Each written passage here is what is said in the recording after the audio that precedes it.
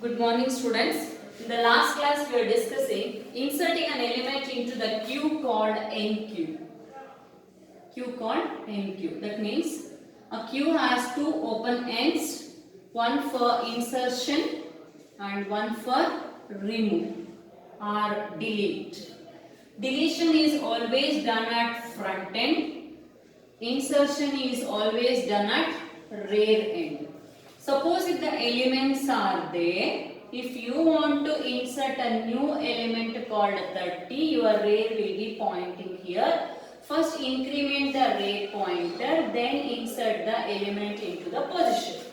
Suppose if you want to remove, we are not removing at the rear end, we are removing or deleting an element at the front end. If the element is present, this is index 0, 1, 2, 3.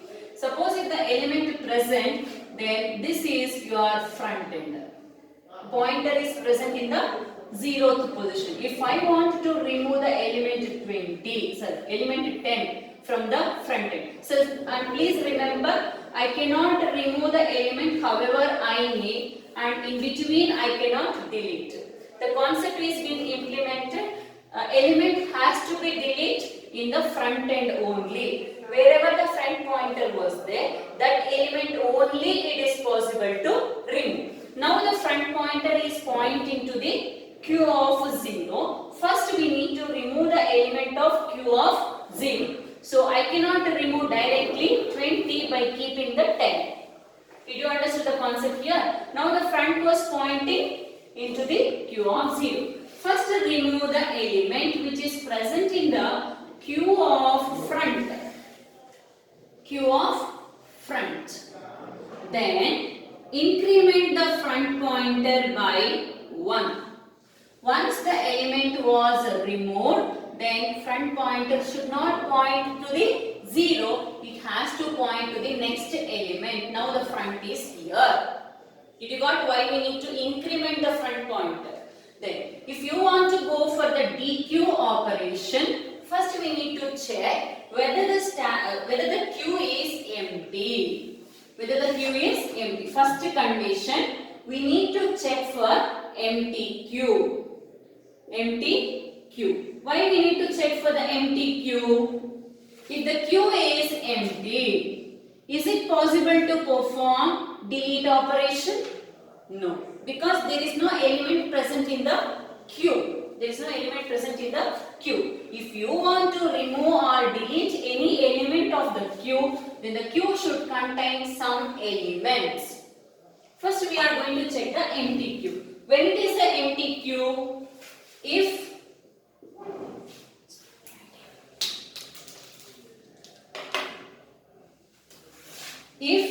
your front pointer is equal to the -1 as well as your rear pointer is equal to the -1, if both are -1, it is -1 as well as your rear pointer is also -1, then the queue is called empty queue. Queue is called empty queue. If this is satisfied, just print the message. It is overflow or underflow.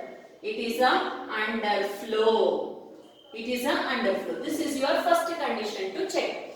If the queue contains the elements, if the queue contains the element, how you should do?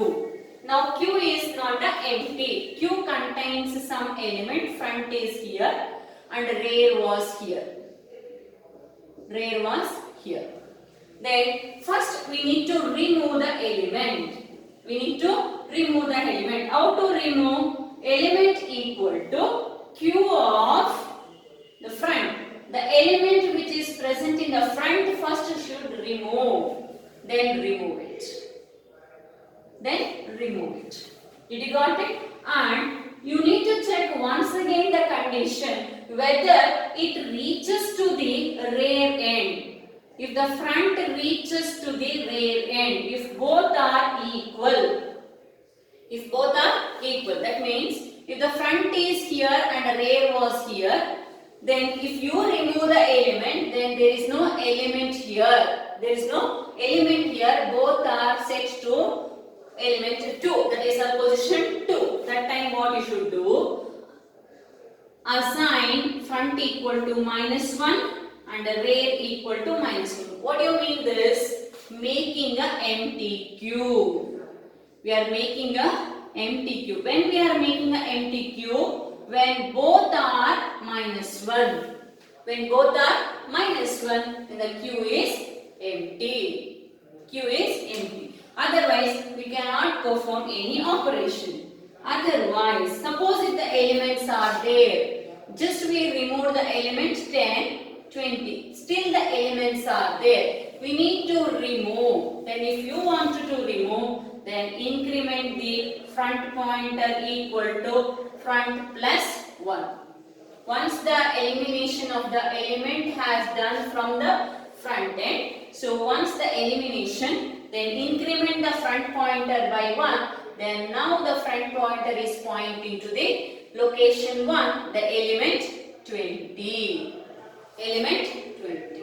Did you understand the logic? The fourth one, stop. So this is your algorithm. First we need to check whether it is empty queue. If it is empty, deletion of the element from the queue is not possible. Then we are going to check one more condition. If it is not an empty queue, then a queue contains some elements. If the queue contains an element, remove the element which is present in the front pointer. Remove it. Then again check whether both are reached to the same pointer. If it reaches to the same pointer, then assign both the pointers to -1, make it empty queue. If it is not, increment the front pointer 1 to the remove the next element present in the queue. Remove the next element present in the queue. Did you understand the logic of the program? Here, logic of the DQ. Then we'll write the algorithm clearly now. Algorithm DQ. Step 1. Check the queue is empty or not. How to check queue is empty? So if front pointer is equal to the -1 as well as rear pointer is equal to the -1. When both are set to -1, then the queue is empty. Queue is underflow. Queue is underflow. If this condition is satisfied, we are not going to perform any operation, just exit. End if. Then, if it is not an empty queue, a queue contains some elements. Queue contains some element. First, you need to remove the element which is present in the front pointer end. If you want to remove the element present in the front pointer, remove the element of the queue which is present in the front pointer. Then check the condition whether the front pointer reaches to the rear pointer. If both are equal, that means front pointer is equal to the rear pointer, set. That means assign your front pointer equal to -1 and rear pointer equal to -1. Please don't get confused. This is your comparison operator. This is your assignment operator. Here we are initializing pointer front to the -2. This we are both comparing whether it is being both the pointers are at one end or pointing to the one particular location. If both are pointing to the one location, remove that element and make it both the pointer to -1. Why? Make it a queue as empty. Suppose if the elements are there, still the elements are there. If still the elements are there, then move for the else. That time the condition will become false. Move the control to the else. increment the front pointer equal to front plus 1. Increment the pointer by 1. Please don't get confused. It is a plus, don't T. It's not a T. Front plus T. That means, sorry, front plus 1, not a T. It is a plus. Then, if that is a condition, then end if. Stop the procedure. Otherwise, you can continue removing the element. Once it reaches to the rear, set the pointer both to the -1 and stop. Either you can stop the procedure or return. This is your DQ algorithm. So in the last class we discussed another algorithm. What is that? NQ algorithm. Both the algorithms now I am writing on the board. It is almost similar, but only in the few parts it is going to be changed.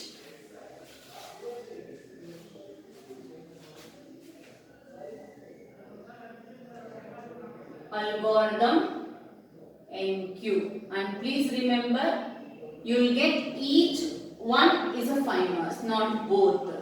Any one is possible for 5 marks, not both like a stack. Step 1. So what is the step 1? Here we are checking for the underflow. Here we need to check for the overflow. When it is an underflow, when both are set to -1, then it is an underflow called empty. Suppose if the size is this one, it reaches to the rear end, pointer reaches to the rear end, size is 4, then rear reaches to the fourth location called index Z3, that is the n-1, then the Q is full. Q is full. What is the condition you need to write here? If rear is equal to the n-1, that means the given size, print Q is overflow. Did you got the differences here? If it is -1, empty Q, both the pointers are -1. If it is in the full, we are going to check with only rear. If the rear reaches to the given size n-1, then the Q is full. Just display the message and terminate it. End if. Did you got the condition of both? Then what's about step 2? In the step 2, here instead of removing the element, we are checking the condition. If both are -1, which one? Your front pointer is equal to -1, and either you can write A and D, or you can use the logical AND operator. If it is, then rear pointer is equal to the -1. That means this condition. If it is that, set the pointer front equal to 0 and rear equal to 0. Rear equal to 0. Then suppose if it is not a empty Q, already 1 or 2 elements was inserted. That time increment the rear pointer by 1. Increment the rear pointer by 1. In the step 3, insert the element into the Q at the rear end. At the rear end, a new element. A new element. These two are opposite always. Always in the insertion and deletion. Either it may be array, stack or queue. This element we are inserting into the position. This we are removing the element which is present, the remove. This is remove, this is for insertion. Okay? Then step 4, stop or return. So this is your NQ and DQ algorithms. Okay? Here, this is your second step. Here, this is your first step. This is to check the empty Q. Here also we are checking the empty Q. If it is empty Q with the -1 position, we cannot insert the element.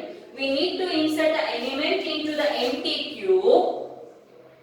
queue with the zeroth position is possible, not with the -1. Hence, set the pointer to 0. Set the pointer to 0. Once the pointer was set to 0, next element you need to be insert. The next element is to be insert. So first insert the element, then check the condition. That time this is false. That time your rear pointer gets incremented by 1. So front pointer remains in the 0th position until you remove. Insertion, rear will be in the incremental way. Deletion, front also will be in the incremental way. Both the pointers are incrementing.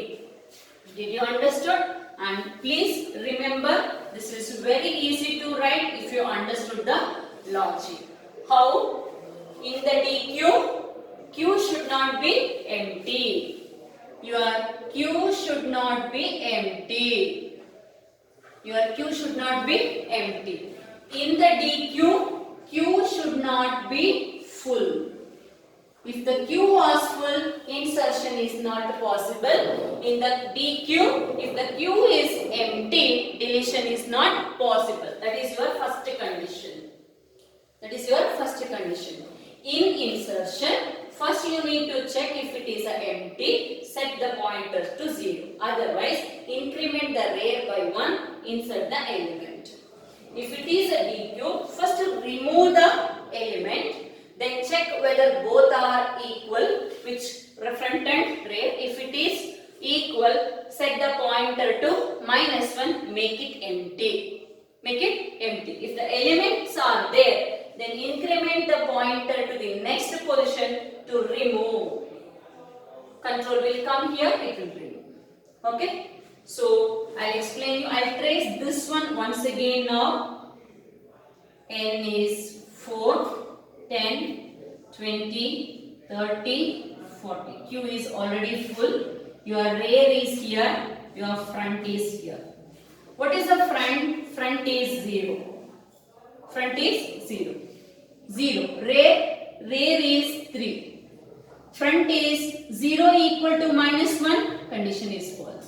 Is it a 3 equal to -1? Condition is false. Both are false. Then your Q is not a empty. Control come here. Remove the element of the front of 0. The element present in the front of 0 gets eliminated. Pointer remains in the same place. Still we have not changed the pointer. Just the element was eliminated. Is it a front? What is a front? Front is 0. Rear is 3. Is it both are equal? No. Condition is false. Control come to the else part. Increment the front by 1.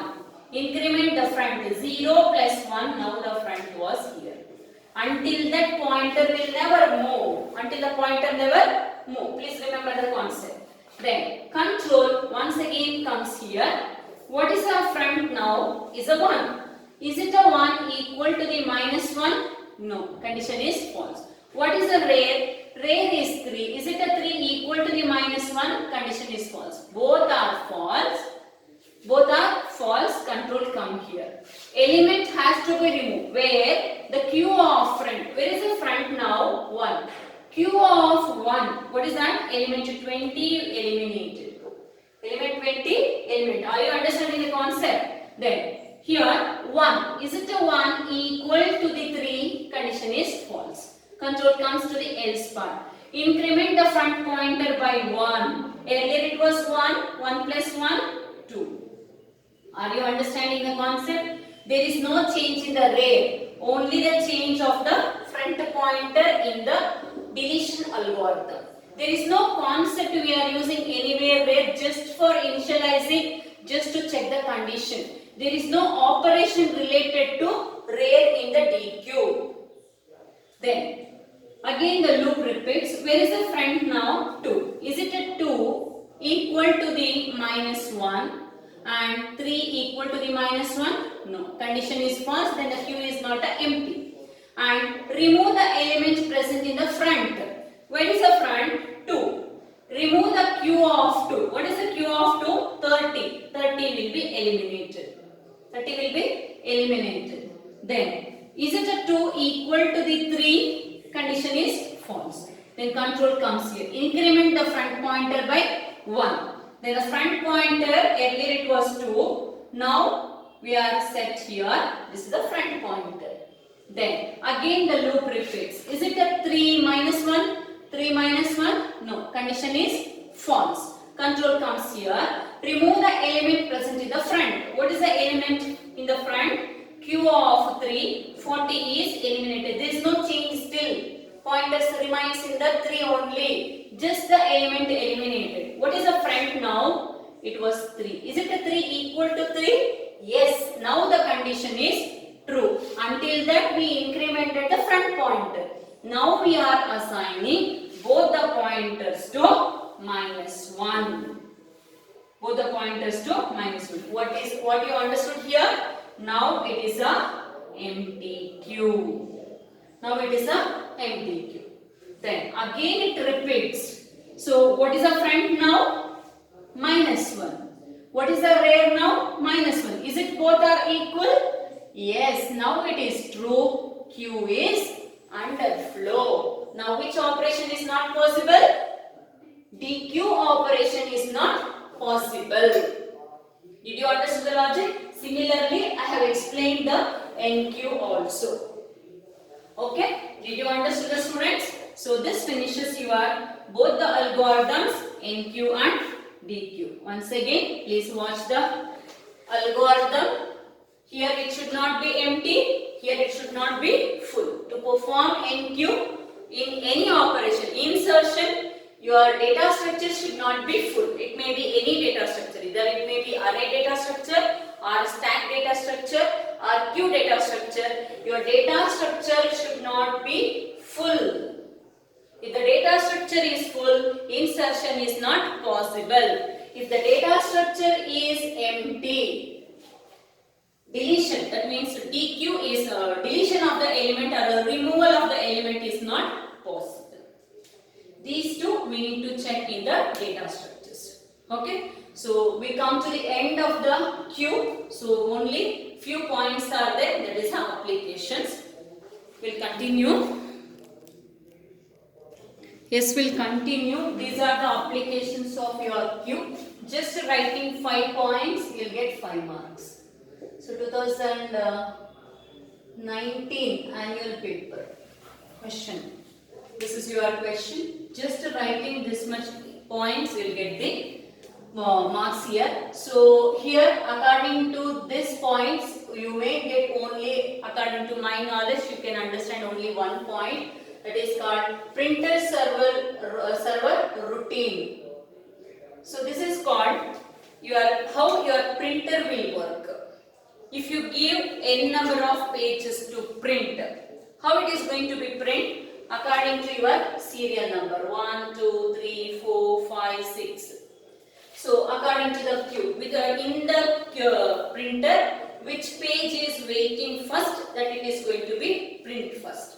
And the second one, and the third one, and the fourth one. Is it possible in between without any condition in the printer? It's not possible. So similarly, it is under a waiting in the queue to print. That is called your printer server routine. Only one concept you will understood. The remaining concepts all it's related to your higher studies. So maybe this one you have heard the word in the first year, multi-programming. When you are working with a multiple operating system with a multiple jobs and waiting for one CPU time.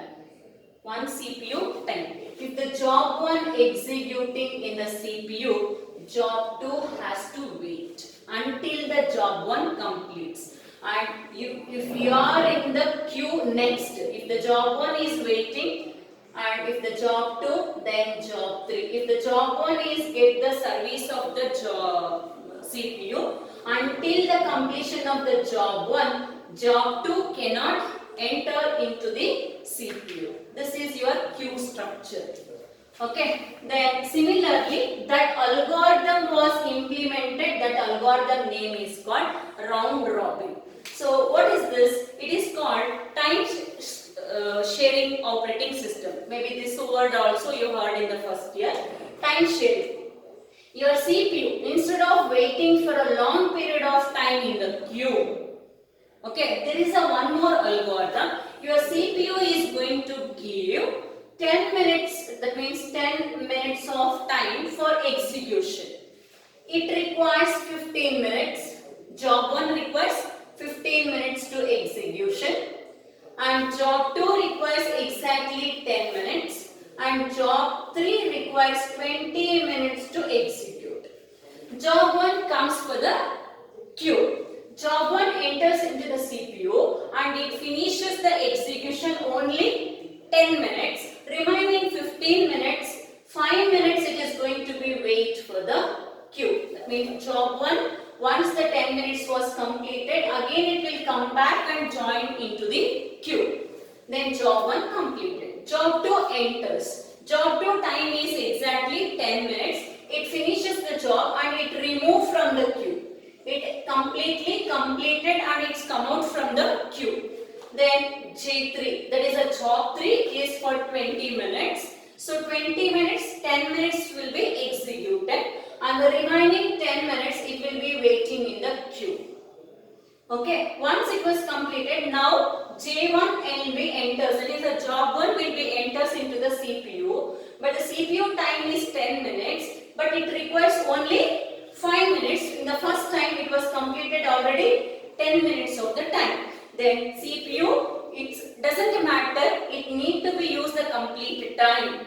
Did you got it? So the remaining job what it was pending of the job 1 will be completed in the CPU and it gets terminated in the queue. Then the next job 3 will be enters, the remaining 10 minutes it will complete and J3 also gets terminated. Here this is an algorithm to know that which one is weighted more in the queue. And which one was terminated first is called round robin algorithm. Do you know what is this round? So this is called a round robin algorithm. So this is your higher studies. You will come to know these are all the different scheduling algorithms are there. So different, not only the round robin algorithm, different scheduling techniques are there. All the scheduling techniques of the operating system will be worked based on the queue data structure. The service always first in, first out. The service based on this service, these are the applications they are implementing. And come to the simulation. The simulation is nothing but designing a project or designing any of the product. If the designing of the product before implementing the engine, is it possible to move? No. With the body, is it possible to move the engine? So that is a car? No. The parts sequence is there. It has to follow while designing the sequence of the design of any manufacturing item or any manufacturing thing has to be followed the sequence. That sequence will be present in the queue.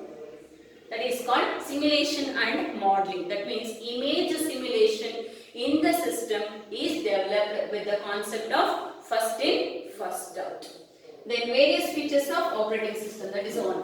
Operating system, how it is going to be executed. This is your applications of queue data structure. Just writing 5 points, you will get the 5 marks. So 1 point extra, it's always to be written is best for you. If it is for 5 marks, don't write. Stick on for only 5 points. At least 1 point you need to write extra. Okay. So this completes your queue data structure. In the next class, we will discuss the linked list.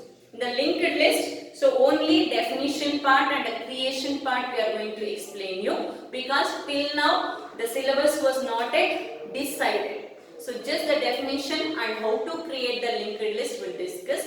Once the final blueprint comes, then we will see that if it is their algorithm, then we will discuss the algorithms. Otherwise, no need to discuss the algorithms from the linked list. Even the previous years also, we are not discussing the algorithm. Only definition and the creation part we are discussing.